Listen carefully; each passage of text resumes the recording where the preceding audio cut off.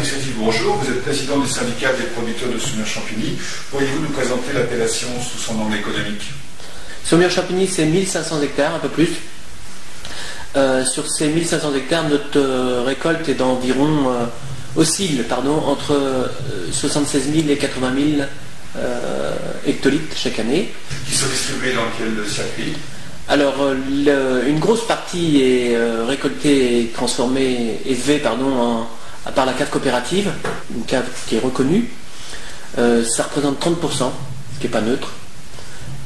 Une autre partie est, elle, vendue via le circuit traditionnel, le café, hôtel, restaurant.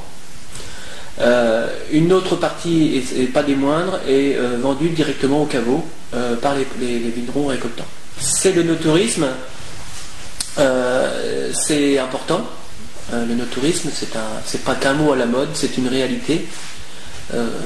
Nous, les vignerons, on fait ça depuis très longtemps, accueillir des gens, leur vendre, leur expliquer le vin, leur faire visiter nos caves, leur faire visiter nos vignes. C'est un axe de commercialisation. On trouve aussi le Saumur-Champigny en grande distribution? Alors le Saumur-Champigny, bien sûr, on le trouve en grande distribution. J'ai oublié de vous dire que quand même il y a 25% des Saumur-Champigny qui sont commercialisés par le négociant. Ça veut dire qu'on va retrouver généralement en grande distribution. Négociant, ça veut dire que le vigneron va à la citerne? Oui, le vigneron va pouvoir vendre son vin directement à des grossistes en vin qui eux-mêmes vont l'embouteiller, puis le conditionner et le mettre en vente généralement en grande distribution. Mais il y a aussi, on va trouver des vins de vignerons en grande distribution, de plus en plus. Parce qu'il y a un véritable attrait pour le Saumur-Champigny. Les grands distributeurs sont toujours demandeurs de ces appellations-là et aussi demandeurs de vins de vignerons. Où est-ce qu'on trouve le Saumur-Champigny? Dans quelle région de France? Alors, géographiquement, on va dire qu'on utilise en France que la moitié du potentiel. Parce que nous sommes le plus vendus sous une ligne qui va de La Rochelle à Strasbourg qu'en dessous. C'est aller vendre du Saumur-Champigny à Lyon ou à Marseille, c'est déjà de l'exportation pour nous.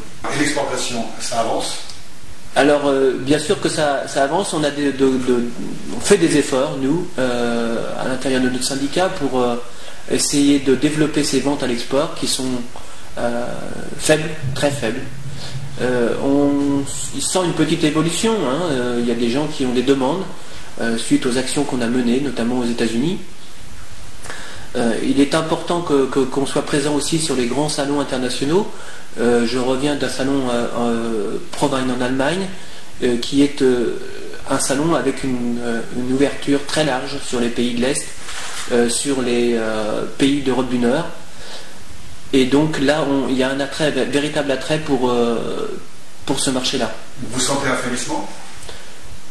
Sur les États-Unis, oui. Sur les États-Unis, oui, il y a un frémissement très intéressant. Après, je crois qu'on ne peut pas ignorer la population asiatique en nombre. Et donc, je crois qu'il est intéressant de se tourner vers ces pays, d'autant que notre vin se marie très bien avec leur cuisine. Pour l'instant, le Saumur-Champigny à l'export, ça correspond environ à combien de pourcentage de la production? C'est entre 5 et 10% qui sont vendus à l'export uniquement. C'est très faible. Et un de nos objectifs, c'est d'atteindre les 20% assez rapidement. Qu'est-ce qui fait que le Saumur-Champigny a des difficultés à l'export? On a un déficit de notoriété important. C'est vrai qu'on a des difficultés. Notre cépage n'est pas un cépage facile. C'est un cépage minoritaire dans le monde, donc peu connu. On n'a pas la place du merlot, par exemple. Et c'est un handicap. C'est aussi un avantage parce que c'est quelque chose d'atypique qui intéresse les connaisseurs et qu'on a envie de découvrir.